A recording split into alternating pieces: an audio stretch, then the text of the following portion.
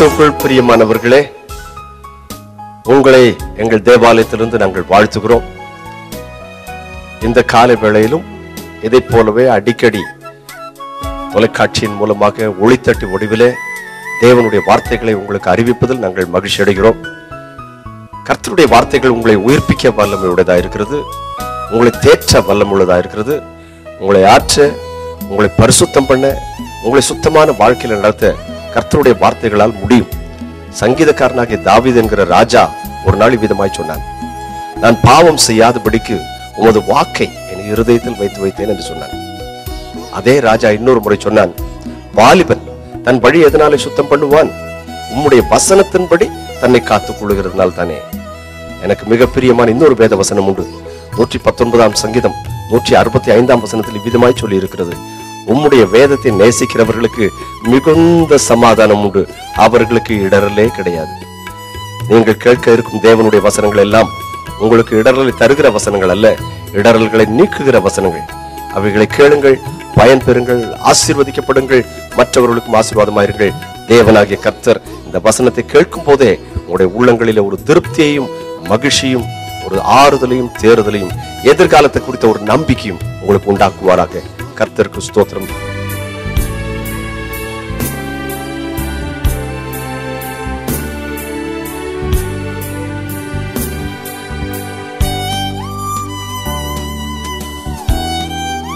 இன்றைக்கு என்னுடைய செய்தி என்ன என்று கேட்டால், நீங்கள் தேவனுக்கு உங்கள் காரியத்தை எல்லாம் தெரியப்படுத்துங்கள்.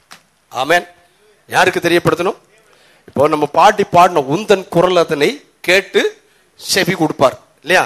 அப்ப கேட்டு செவி கொடுக்கணுமானா அவர்கிட்ட யாரால என்ன செய்யணும்? சொல்லணும். Praise the Lord. சொல்லாம அதுக்கு அவருடைய காதுல விழாது. ஒரு ஆட்டுக்குட்டி போய் ஒரு புதர்ல மாட்டிடுச்சுன்னு சொன்னா இந்த ஆட்டை தேடிட்டு தேடி தேடி பாக்குறாரு, ஆனா கிடைக்க மாட்டேங்குது.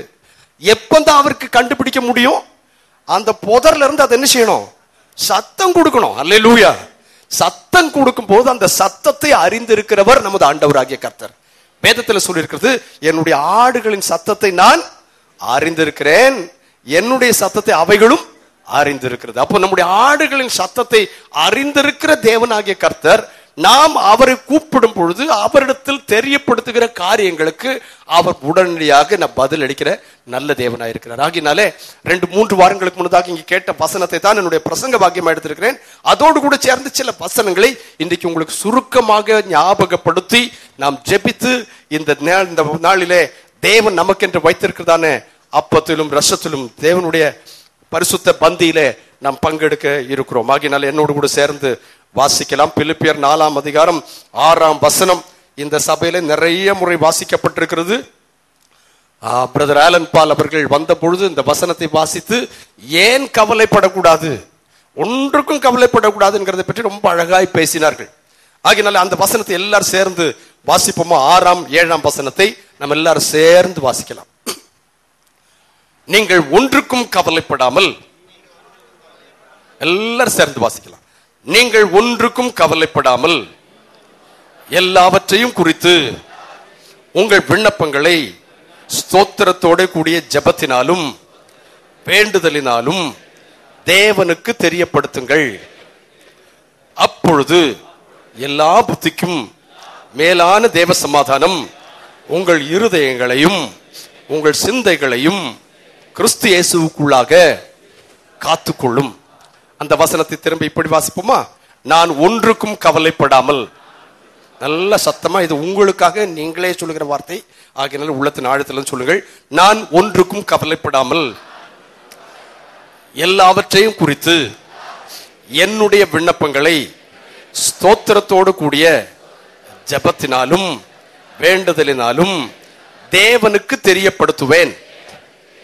அப்பொழுது எல்லா புத்திக்கும் மேலான தேவ சமாதானம் என்னுடைய இருதயத்தையும் என்னுடைய சிந்தைகளையும் கிறிஸ்து இயேசுவுக்குள்ளாக காத்துக்கொள்ளும். ஆமென். ஆகையினால இந்த வசனத்துல நம்ம 3 காரியங்களை நம்ம கவனிக்க முடியும். ஒன்று, is a God of love. அவர் அன்புள்ள தேவன். ஆமென். இரண்டாவது, இதுல ஞாபகம் வாசிக்கக்கூடியதான காரியம், அவர் ஞானம் உள்ள தேவன். மூன்றாவதாக, அவர் வல்லமை உள்ள தேவன். இந்த வசனத்தில் என்ன பார்க்கிறோம்? 3 காரியம் சுருக்கமா சொன்னேன். ஒன்று, அவர் அன்புள்ள தேவன். ஏன் அன்புள்ளவர் என்று கேட்டால், நாம் எப்ப அவரை போட்டு கூப்பிட்டாலும் நமது மேல் பட்சமாய் பாசமாய் நம்முடைய கூப்பிடு குரலுக்கு செவி கொடுக்கிற தேவனாயிருக்கிறார். 2வது, அவர் எப்படிப்பட்டவராயிருக்கிறார் கேட்டால் ஞானம் உள்ள தேவன். நம்ம கூப்பிடுறதுக்கு முன்னால இவன் எதுக்காக வந்திருக்கிறான் என்று சொல்லி அறிந்து கொடுக்கிற தேவன். அல்லேலூயா. மத்தேயு சுவிசேஷம் 6ஆம் அதிகாரத்தில் நீங்கள் வாசிப்பீர்களேயானால், ஆண்டவராகிய கர்த்தருடைய வசனத்திலே 33ஆம் வசனத்தில் சொல்லி இருக்கிறது, முதலாவது தேவனுடைய ராஜ்யத்தையும் அவருடைய நீதியையும் தேடுங்கள், அப்பொழுது இவைகள் எல்லாம் உங்களுக்கு கூட கொடுக்கப்படும் என்று சொல்லி இருக்கிறது. ஆனால் இவைகள் எல்லாம் அப்படிங்கிறது என்ன என்று சொல்லி அதுக்கு முந்தின வசனங்களில் சொல்லி இருக்கிறார். என்னவென்று கேட்டால், ஆகாயத்து பறவைகளை கவனித்து பாருங்கள். அப்புறம் என்ன சொன்னார்கள்? காட்டு புஷ்பத்தை கவனித்து பாருங்கள். அவைகள் நூற்கிறதும் இல்லை, நெய்கிறதும் இல்லை. ஆனா சாலமோன் முதலாய் இந்த காட்டு புஷ்பத்துக்கு இருக்கிற அழகை போல ஒருத்தரும் உடுத்தி இருந்ததும் கிடையாது. பறவைகளை கவனித்து பாருங்கள், அவைகள் விதைக்கிறது கிடையாது, அறுக்கிறது கிடையாது. ஆனா ஒரு நாள் கூட அவைகள் என்ன செய்கிறது இல்லை, பட்டினி கிடக்கிறது இல்லை. இதையெல்லாம் சொல்லிட்டு அந்த அதிகாரத்தில் சொல்லி இருக்கும் போது என்ன சொல்லி இருக்கிறது என்று கேட்டால், இவைகளை எல்லாம் அஞ்ஞானிகள் நாடி தேடுகிறார்கள். யார் நாடி தேடுகிறார்கள்? அஞ்ஞானி நாடி தேடுகிறார்கள். அப்படி சொல்லிட்டு அடுத்த வசனத்தில் அவர் சொல்றாரு, இவைகள் எல்லாம் உங்களுக்கு தேவை என்று சொல்லி உங்கள் பரமபிதா அறிந்திருக்கிறார். அல்லேலூயா. அவர் ஞானம் உள்ள தேவன். ஆமென். நீங்க சொல்றதுக்கு முன்னதாக, உங்களுடைய இருதயத்தில் என்ன நினைத்திருக்கிறீர்கள் என்று சொல்றதுக்கு முன்னதாக, அவர் அவைகளை அறிந்திருக்கிற ஞானம் உள்ள தேவன். நம்முடைய தேவனை குறித்த நல்ல அறிவு நமக்கு ஏற்படும் பொழுது நமக்கு முத்தி கலக்கம் வரவே வராது. ஆமென். 3ஆவதாக அங்கே நாம் பார்த்தோம், அவர் வல்லமை உள்ள தேவன். ஆமென். எப்படி வல்லமை உள்ள தேவன்? எல்லா புத்திக்கும் மேலான தேவ சமாதானத்தினாலே நம்முடைய இருதயங்களையும் நம்முடைய சிந்தைகளையும் காத்துக்கொள்வார். ஆமென். அல்லேலூயா. எதையெல்லாம் காத்துக்கொள்வாரா? இருதயத்தையும் சிந்தைகளையும். இது 2க்குள்ள தேவ சமாதானம் வந்துச்சுன்னா வேற என்ன இருக்கு? நமக்கு ஒண்ணுமே தேவையில்லை. ஆமென். அந்த இருதயத்துக்குள்ளேயும் அந்த சிந்தைகளுக்குள்ளேயும் அவர் தேவ சமாதானத்தை அளிக்கின்றபடியினாலே நமக்கு என்ன செய்யலாம்? அமைதியா இருக்க முடியும் என்று சொல்லி கர்த்தருடைய வசனம் சொல்லி இருக்கிறது. ஆகினாலே இந்த வசனத்திலே உங்களுக்கு இன்றைக்கு நான் முக்கியப்படுத்துகிற காரியம் என்னவென்று கேட்டால், தேவனுக்கு தெரியப்படுத்துங்கள். எல்லாம் சொல்லுங்க பாலாம். அல்லேலூயா.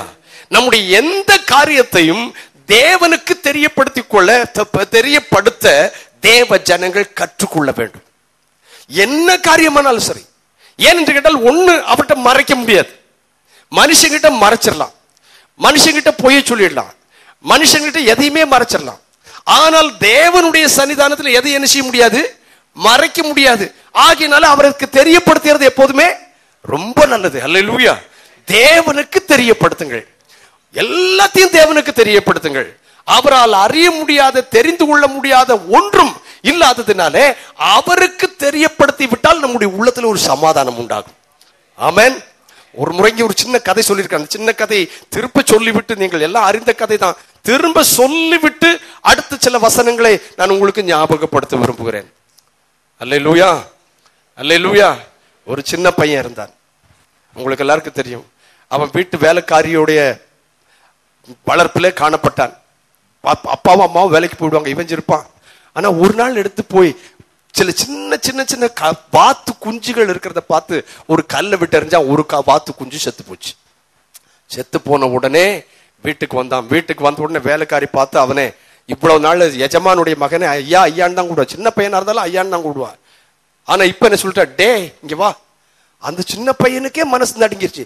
என்ன இது வேலைக்காரி நம்மளை பார்த்து என்ன சொல்றாளே, டேய் கூப்பிடுறாளே.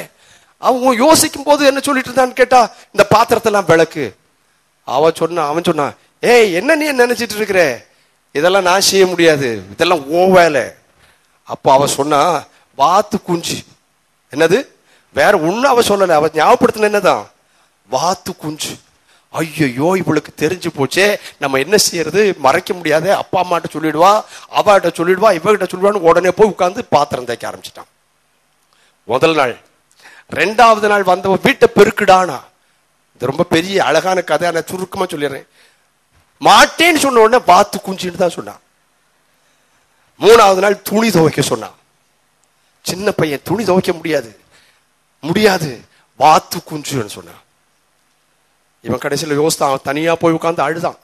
ஐயோ, இந்த சூழலில் நான் வந்துட்டோமே, நான் என்ன செய்ய போறேன்.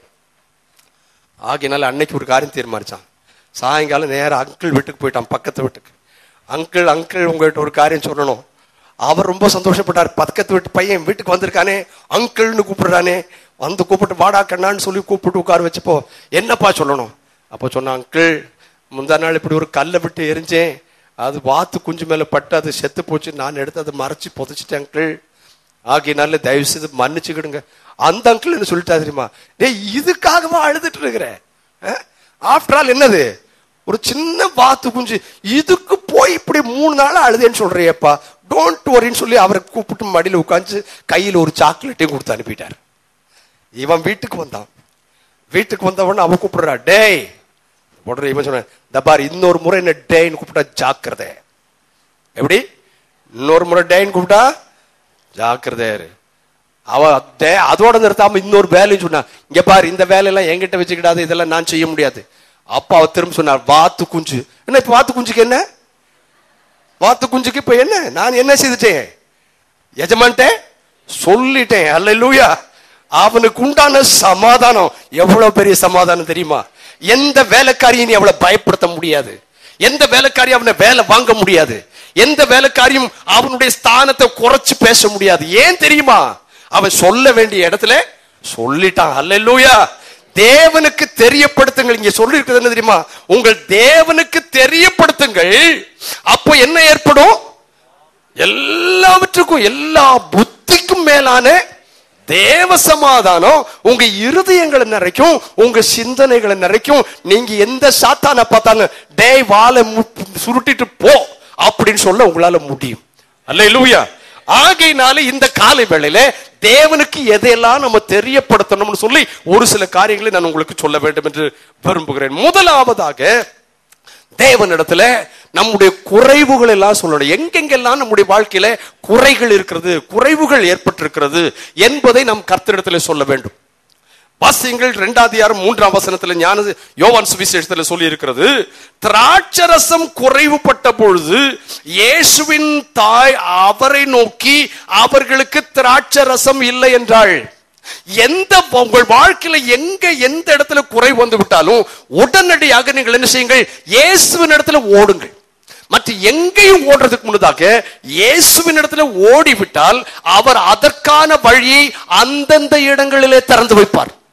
ஆமென். அவனுக்கு என்ன ஏற்பட்டது?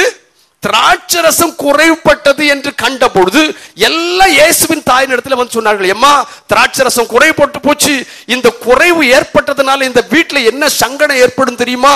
இது ஊர்லாம் தெரிஞ்ச வீடு, எல்லாருக்கும் இந்த வீட்டை தெரியும், இந்த அவங்களுடைய வசதியை தெரியும், அவங்களுடைய மேன்மையை தெரியும். இதுக்கு எல்லாத்துக்கும் இந்த திராட்சரசம் இல்லைன்னு சொன்ன உடனே இருக்கும் போது ஓஹோன்னு சொல்லக்கூடியவங்க என்ன சொல்லுவாங்க தெரியுமா? தபார் அந்த வீட்டுக்கு போனேன், பார்த்தா தான் பெரிய பணக்காரங்க மாதிரி தெரியுது, ஆனா என்ன கூட கொடுக்க முடியல, திராட்சரசம் கூட கொடுக்க முடியாத குடும்பம்னு சொல்லி எங்களை அவமானப்படுத்திடுவாங்களே அப்படிங்கிற வேதனை அந்த மக்களுக்குள்ளே வந்த பொழுது எல்லாம் ஓடுனாங்க. இப்ப அம்மாட்ட ஏசம்மா ஏசுநாத ஆயிட்டேன். அந்த மனசு கேட்டா ஏசுநாதட்ட போய் சொல்லிடுச்சு. அப்போ குறைகள் வரும்போது அது ஆத்துமிக குறைகளா இருந்தாலும் அது சரீர பிரகாரமான ஒவ்வொன்னா நான் சொல்லிட்டு வரேன். என்ன குறைவு இருந்தாலும் உடனடியாக நீங்கள் உங்களுடைய முழங்கால்களை மடக்கி கண்களை மூடி வானத்துக்கு நேராய் கைகளை உயர்த்தி ஆண்டவராகி